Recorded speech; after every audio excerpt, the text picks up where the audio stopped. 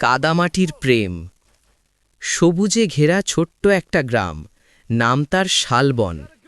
গ্রামের পাশ দিয়ে বয়ে গেছে সরু একটা নদী, আর সেই নদীর ঘাটেই প্রথম দেখা হয়েছিল রিয়াদ আর মেহেরিনের। রিয়াদ ছিল গ্রামের এক সাধারণ ছেলে। সকালবেলা বাবার সাথে মাঠে কাজ করত, আর বিকেলে বন্ধুদের সাথে নদীর ধারে আড্ডা দিত। অন্যদিকে মেহেরিন ছিল শান্ত লাজুক একটা মেয়ে।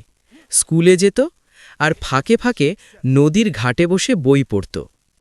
একদিন বিকেলে রিয়াদ নদীতে মাছ ধরছিল। হঠাৎ তার চোখ পড়ল মেহেরিনের দিকে। বাতাসে উড়তে থাকা চুল আর মাটির ঘ্রাণ মিশে যেন একটা অদ্ভুত শান্তি ছড়াচ্ছিল। সেদিন থেকেই শুরু। প্রতিদিন বিকেলে রিয়াদ কোনো না কোনো অজুহাতে নদীর ঘাটে আসত, কখনো মাছ ধরার জন্য, কখনো শুধু হাঁটার জন্য। আর মেহেরিনও বুঝতে পারত এই আশা শুধু কাকতলীয় নয়। একদিন হঠাৎ বৃষ্টি নামল। সবাই দৌড়ে বাড়ি ফিরছে, কিন্তু মেহেরিন আটকে পড়ল বড় একটা বটগাছের নিচে। রিয়াদ ছুটে গিয়ে তার পাশে দাঁড়াল। নীরবতা ভেঙে রিয়াদ বলল, তুমি কি বৃষ্টিকে ভয় পাও? মেহেরিন মৃদু হেসে বলল, না, তবে একা থাকতে ভালো লাগে না। সেই প্রথম দুজনের চোখে চোখ পড়ে। দিন যেতে লাগল, তাদের কথা বাড়তে লাগল।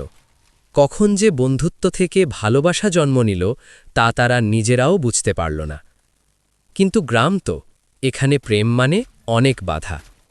একদিন মেহেরিনের বাড়ি থেকে তার বিয়ের কথা উঠল, শহরের এক ছেলের সাথে। মেহেরিন কাঁদতে কাঁদতে রিয়াদকে সব বলল। রিয়াদ চুপ করে রইল, কারণ সে জানত তার হাতে কিছুই নেই, না টাকা, না বড় কোনো স্বপ্ন। শেষ বিকেলে নদীর ঘাটে দাঁড়িয়ে রিয়াদ বলল, যদি কোনোদিন ফিরে আসো, আমি এখানেই থাকব। মেহেরিন কিছু বলল না, শুধু কাঁদতে কাঁদতে চলে গেল। বছর কেটে গেল।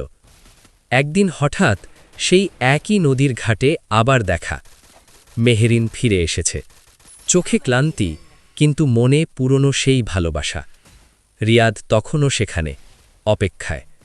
এইবার আর কোনো বাধা নেই।